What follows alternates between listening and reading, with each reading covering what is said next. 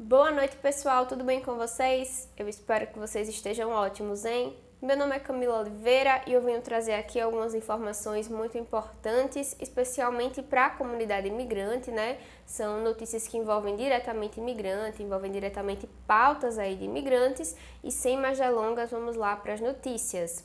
Uma tentativa de contrabando de imigrantes na Califórnia, né, na costa ali da Califórnia, terminou com 8 pessoas hospitalizadas e várias pessoas que estão desaparecidas até o momento.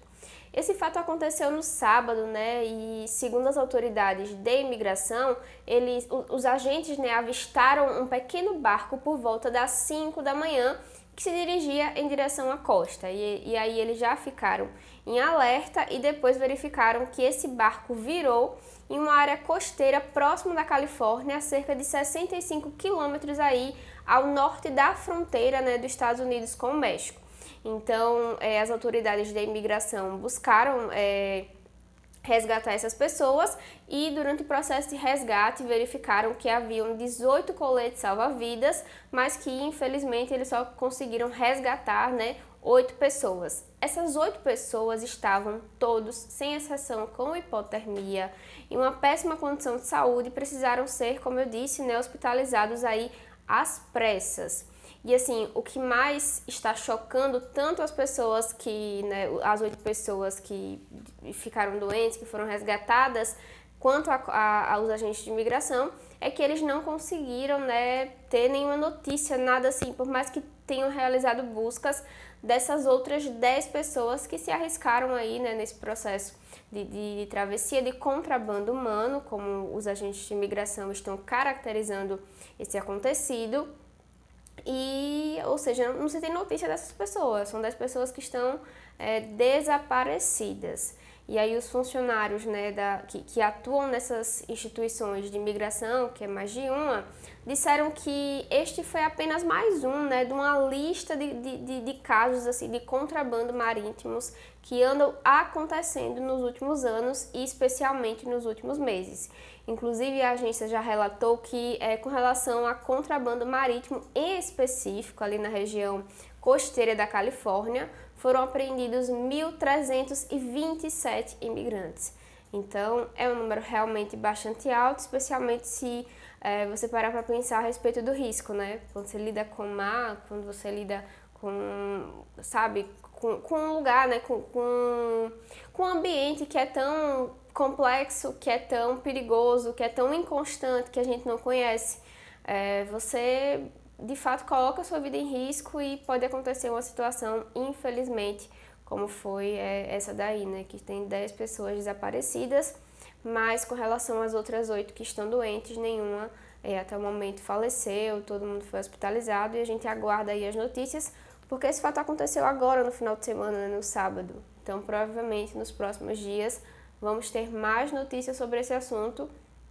E aí, com certeza, vamos trazer para que vocês fiquem por dentro, fiquem atualizados, né? E formem aí, que digo, as próprias opiniões. E bom, pessoal, para quebrar um pouco, né, o clima tenso da notícia anterior, eu gostaria de trazer uma notícia positiva para a comunidade imigrante. É que o Museu e Centro Cultural Cabo-Verdiano de Cape Cod foi inaugurado aí no mês de junho, no finalzinho do mês de junho, na, né, Casa aí Esmeralda, que é uma casa super histórica que eu vou explicar um pouquinho para vocês. A inauguração ela aconteceu no dia 25/6, tem relativamente alguns dias, e foi um marco de fato histórico assim para a região de Cape Cod e também para todo mundo que fala português, porque para além assim de focar na questão da cultura cabo-verdiana, eles estão focando muito na questão da língua portuguesa, né?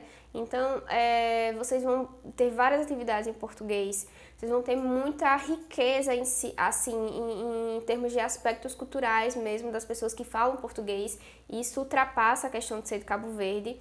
Então, é um museu, assim, muito rico, muito bacana, e o melhor, né, focado em algo que nos identifica, que nos torna próximo da comunidade cabo-verdiana. E aí o evento foi sensacional, reuniu diversas atividades artísticas, a exemplo aí da capoeira, né, que é uma atividade muito conhecida, acredito que todo mundo conhece. E após o corte da fita, aconteceu um festival de história viva, o que é mais incrível ainda, que apresentou histórias orais ao vivo, com representantes da comunidade, anotem aí, cabo-verdiana, açoriana, portuguesa e brasileira, além de mesas representando, né, suas organizações cívicas e sociais. Tiveram muitas autoridades que participaram, muita gente assim, rica, sabe, não em questão financeira, mas rica culturalmente falando. E aí, simultaneamente, né, aconteceu uma apresentação da exposição especial que vai acontecer nesse verão, intitulada Comunidade a Construir, ou então Construindo Comunidades, com histórias de organizações cívicas e culturais de imigrantes e também de suas comunidades. E o evento contou ainda com a apresentação da cantora, como eu disse aí, pessoas riquíssimas culturalmente falando, da cantora cabo-verdiana Cândida Rose, que teve aí, né, um papel assim essencial de tornar um ambiente super mais acolhedor, super mais artístico, digamos assim, super mais leve. E aí na capoeira teve o André Lima e também teve comidas típicas de Cabo Verde, Açores, Portugal, Brasil, Estados Unidos. Então, imagino que bom deve ter sido, né, gente? Porque a comida brasileira, tenho que dizer para vocês que é simplesmente maravilhosa. Explicando um pouquinho sobre a questão do museu, né? Ele é um museu que tem como sede a Casa Esmeralda, como eu disse, que foi propriedade da família Esmeralda, que é uma das primeiras famílias originais de língua portuguesa, principalmente cabo-verdiana, né? A se estabelecer ali na região de Cape Cod durante o período industrial e agrícola no final do século XIX. Os membros da família eram líderes econômicos e cívicos influentes entre os colonos portugueses. Então, como eu havia comentado, né, assim, história, em termos culturais, o museu ele é muito rico, ele é muito incrível realmente. E as pessoas que estão fazendo o museu, que estão construindo, são pessoas que são muito engajadas, que amam o que fazem. Então vocês podem ter certeza que assim todas as atividades são de muita qualidade, são muito ricas. E como eu disse, né, como eu falo de ricas, eu falo de rica em aspectos culturais mesmo, assim, muito boas.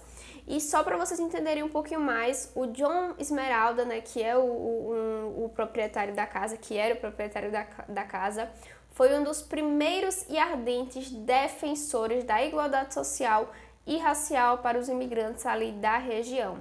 Então, o museu ele tem se movimentado, digamos assim, se dedicado, né, em recolher artefatos e disseminar conhecimento tanto sobre a comunidade, né, sobre a história aí de Cabo Verde, quanto também sobre a história de todos os países que falam português, porque acaba que todo mundo está muito interligado. Então, eles juntaram tudo, né? Tem esse foco aí em Cabo Verde, mas eles juntaram muito porque as histórias elas se perpassam realmente uma entre outra. Então, recomendo muito que vocês acompanhem. Se vocês quiserem fazer doações, tem como. Eu vou até passar o contato aqui, é o 508 930 5981, ou vocês podem fazer também uma visita ao museu, que vai ser maravilhoso, porque eles já estão agendando, né, visitas, e se vocês quiserem saber como é que funciona para visitar o museu, qual é o endereço, podem entrar em contato com o número que eu acabei de citar, ou mandar um e-mail para o info@cccvmcc.org. Mas eu acho que entrar em contato, ligar é mais fácil, né? Vocês fazem aí como vocês acharem melhor. O importante é que façam, porque assim, realmente é um museu que vale a pena. Não canso de dizer o quanto ele é rico, o quanto ele é bom, assim, sabe? Na linguagem popular da juventude, o quanto ele é massa. Então, aproveitem, porque não é sempre que a gente tem um espaço tão importante, né? Tão rico em história e cultura como esse. E que, acho que mais valioso do que tudo, né? Que nos envolve diretamente, que traz um pouco da nossa história. E continuando as informações ainda aí nesse assunto da imigração, né? Imigrantes tentaram entrar nos Estados Unidos através da biblioteca construída na fronteira do Canadá em Vermont. Então, é um assunto que a gente não traz tanto aqui, né? A gente geralmente fala mais ali do Arizona, do Texas, da Califórnia, da Flórida, mas sim aconteceu também ali na fronteira com o Canadá. 7 pessoas foram imediatamente devolvidas ao Canadá depois de tentar entrar, né, ilegalmente nos Estados Unidos através da fronteira aí com o estado de Vermont. De acordo com o Departamento de Alfândega e Proteção de Fronteira, na quinta-feira, dia 8, eles vieram do Quebec pelo gramado de uma biblioteca construída na divisa dos dois países. Vídeos de vigilância, né, divulgados pela instituição que eu acabei de citar, mostram um carro passando, né, atrás assim, da biblioteca que digo, e quase colidindo com o carro ao virar em uma rua já aí, né, em Vermont. E aí os agentes pararam o veículo logo assim depois e conseguiram de fato mandar as pessoas de volta para o Canadá, mas antes identificaram que essas pessoas eram do Canadá, da França e da Romênia. E bom, né, eles foram devolvidos ao Canadá sobre as regras especiais de saúde pública que estão destinadas aí a minimizar a questão da propagação da Covid-19, né, nesse período aí de pandemia. E essa biblioteca, que é a biblioteca Haskell, ela foi construída deliberadamente na fronteira no início do século XX para que as pessoas de ambos países pudessem de fato utilizá-las. E a entrada fica de fato nos Estados Unidos, fica em Vermont, e antes que a biblioteca fosse temporariamente fechada em razão da pandemia, os canadenses eram autorizados sim a entrar nos Estados Unidos para visitá-la sem necessidade de passar pela alfândega, né? Justamente porque era basicamente esse o objetivo.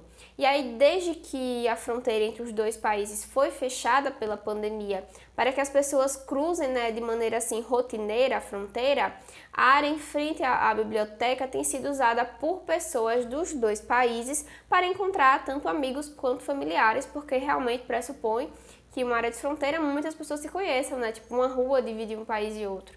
Então, muitas pessoas de fato têm utilizado. O problema, acredito eu, foi a forma como eles fizeram e fora o fato de ter quebrado regras, né, de por pouco não ter causado um acidente, porque se vocês verem um vídeo assim, realmente foi muito pouco. Eu vou colocar até a imagem aqui para vocês verem que faltou quase nada para ter um acidente. Então, nem sempre os fins justificam os meios, né, enfim, tem que se ter muito cuidado, porque são vidas. Às vezes a gente faz uma atitude inconsequente, a gente acha que não vai dar em nada, que tanta gente faz, a gente se inspira em filme e no final, né, o resultado nem sempre é tão pacífico e tranquilo como a gente imaginou que seria. Então, mesmo sendo uma região tranquila, mesmo sendo uma região pacífica, é preciso seguir as normas que estão impostas, né, gente? E bom, pessoal, essa foi a nossa última matéria de hoje. Eu espero que vocês tenham curtido. Sei que as notícias são um pouco intensas, mas são necessárias, né? A gente precisa trazer, precisa abordar, precisa formar opinião mesmo, né? Precisa passar para que vocês formem a opinião de vocês, na verdade. E é isso aí, espero que vocês tenham uma semana incrível, maravilhosa de boa e conto com vocês amanhã aí para trazer mais informações.